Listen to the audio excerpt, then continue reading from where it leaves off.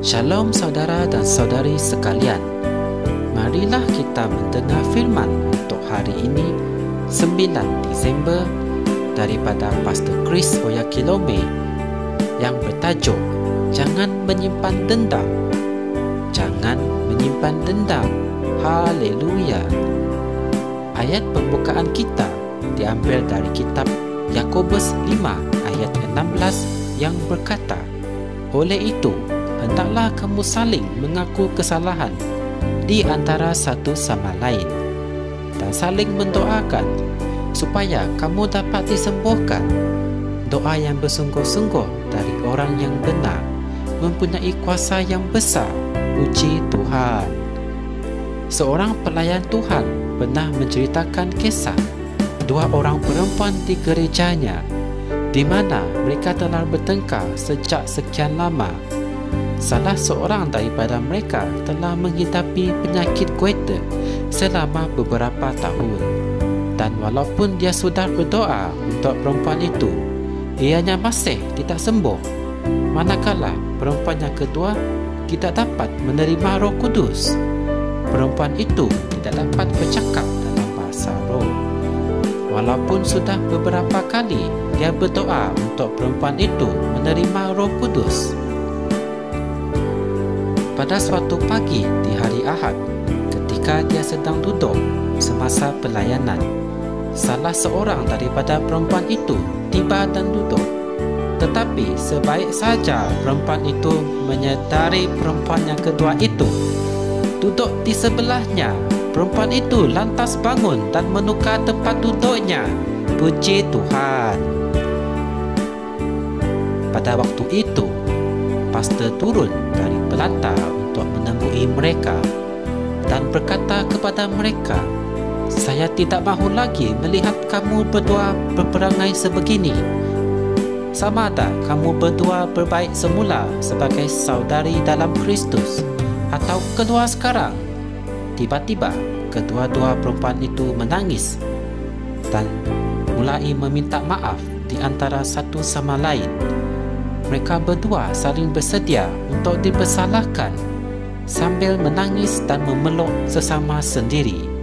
Dan pada saat itu, di depan mata mereka, penyakit goiter itu hilang, manakala perempuan yang satu lagi itu dipenuhi dengan roh dan berbicara dalam bahasa roh.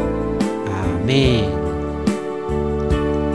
Hal ini terbukti bahawa segala dendam tersebut telah menghalang berkat-berkat tersebut dalam hidup mereka selama bertahun-tahun tanpa mereka menyedarinya.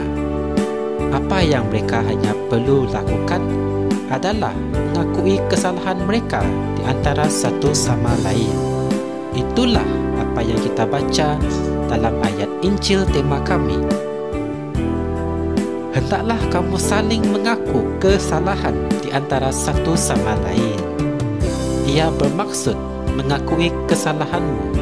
Jangan menyimpan dendam. Walaupun kamu fikir bukan kamu yang bersalah, tidak ada bezanya. Lupakanlah perkara itu. Lakukan apa yang firman katakan. Jangan berkeras hati dengan mengikut caramu sendiri. Alkitab mengatakan bahawa ia lebih baik untuk kamu ditipu dalam 1 Korintus 6 ayat 7 daripada kamu menyimpan dendam terhadap saudara mara kamu dalam Tuhan. Puji Tuhan. Marilah kita membuat pengakuan ini bersama-sama. Roh Kudus menolong aku mengawal emosi dan sikapku. Aku mempunyai perwatakan yang sangat baik, dan di mana sahaja aku berada, aku mewujudkan sebuah suasana yang dipenuhi dengan kasih, kebaikan dan rahmat. Secara sedar, aku mengabaikan kesalahan orang lain kerana aku adalah anak kasih Tuhan yang Maha Pengasih. Diriku dipenuhi dengan sifat-Nya dan perwatakan kasih-Nya. Amin. Sebagai renungan tambahan, anda boleh merujuk kitab Roma 12 ayat 9 hingga 10, Roma 5 ayat 5, Yakobus 5 ayat 16.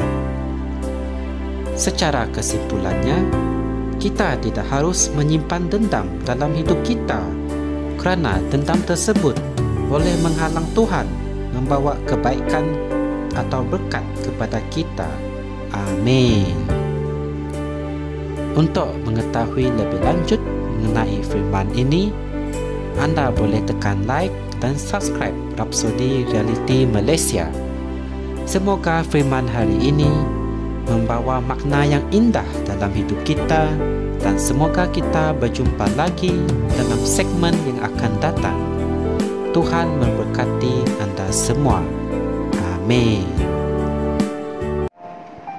Kami percaya saudara-saudari semua telah diberkati dengan perkongsian firman dari Rhapsody Reality. Bagi sesiapa yang ingin menjadikan Yesus Kristus sebagai Tuhan dalam kehidupanmu, kamu boleh mengucapkan doa ini bersama dengan saya. Ya Tuhan Allah, aku mempercayai Yesus Kristus, Anak Allah yang hidup dengan sepenuh hatiku. Aku percaya Dia telah mati untukku, dan Allah telah membangkitkan Dia dari kematian. Aku percaya Dia hidup hari ini. Aku mengaku dengan mulutku bahawa Yesus Kristus adalah Tuhan dalam hidupku mulai dari hari ini. Melalui Dia dan di dalam nama-Nya, aku mempunyai kehidupan yang kekal. Aku telah dilahirkan semula. Terima kasih Allah kerana menyelamatkan jiwaku. Aku sekarang adalah anak Allah. Haleluya. Tahniah, sekarang kamu telah menjadi anak Allah. Untuk apa-apa sebarang pertanyaan atau untuk mendapatkan lebih banyak maklumat mengenai bagaimana untuk bertumbuh sebagai seorang Kristian, anda semua boleh hantar mesej di akaun Facebook kami atau email kami di tni.msia@gmail.com. Sekali lagi, tni.msia@gmail.com. Tuhan berkati anda semua.